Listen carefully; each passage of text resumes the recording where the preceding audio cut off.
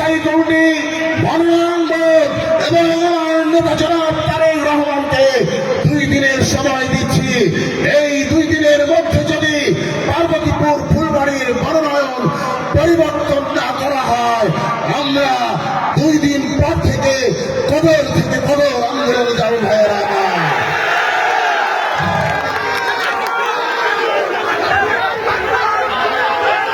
ভাই ভাই নাই, বাচ্চু ভাই এগিয়ে চলো, বাচ্চু ভাই ভাই নাই, বাচ্চু ভাই এগিয়ে চলো।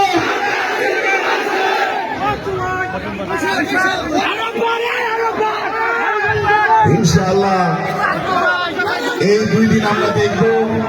এই 2 দিনের পর ইনশাআল্লাহ আমরা কঠোর থেকে কঠোর আন্দোলনের মধ্যে নিপতিত হব।